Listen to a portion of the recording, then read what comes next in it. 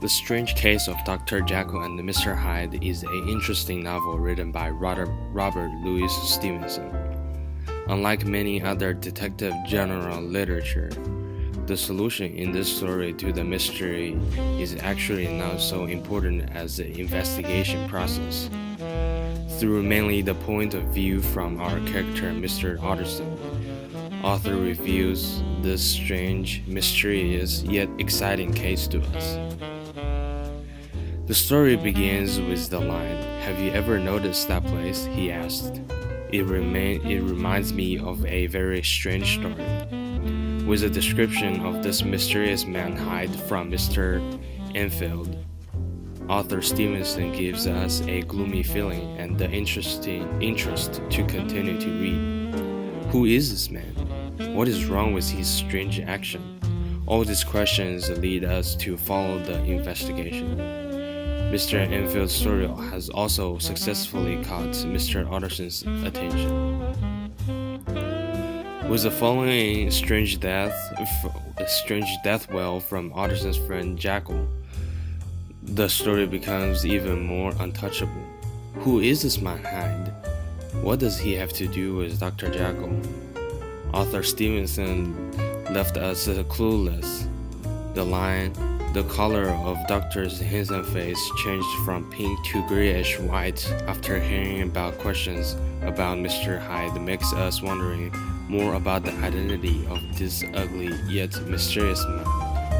Why does Jekyll get nervous and uneasy when talking about Hyde? This investigation just gets more and more intense.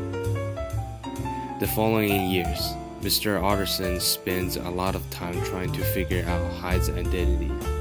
Many evidences points him straight toward his friend Jekyll, but none makes sense. The line, "There were no photographs of the wanted man, and no two people could agree about his appearance," shows that after the murder, it's very hard to associate the case with Mr. Hyde because of the lack of evidence. It's like sun can't shine through the cloudy sky. The true identity of Mr. Hyde is still a mystery. With the following event of Leon's death, we can see author Stevenson really making the process of the investigation interesting.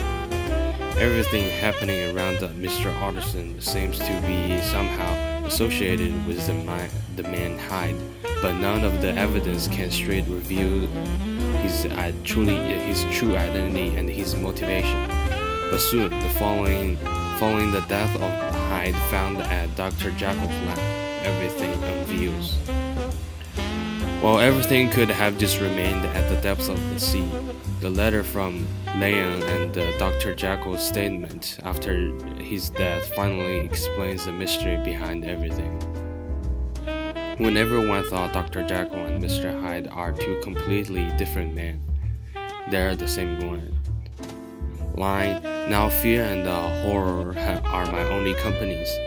Sleep has left me and I feel that I have not long to live," is written within Leon's letter, which shows how terrifying it is to see a handsome man like Dr. Jekyll just suddenly turns into the ugly monster Hyde.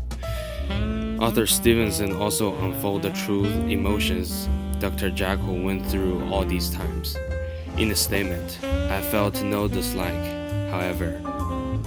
Indeed, I welcomed him. Edward Hyde was me, young and strong and full of life," is Dr. Jekyll's attitude toward his new identity. He loves this monster because of its powerful body, but he also fears that he will be out of control. The ending explaining is very straightforward. With Dr. Jekyll's statement, we can easily understand the story behind, which is the reason why the investigation process is more interesting than the solution. Author Stevenson's strategy of review everything in the end also makes the process more exciting because there are so many questions need to be asked throughout the investigation. So in the end, Dr. Jekyll is indeed the outcast in the novel. He's beloved by other people in life, but he's also afraid of others. He is afraid that people will figure out his second identity, the filthy identity full of evilness and darkness. He lied about it, tried to run away from it, but he always ended up coming back to this new body, this brand new, powerful but ugly monster he created. He hides it under the shadow, unleashes at night, but he will never go back to that kind, handsome Dr. Jekyll anymore. He is the outcast.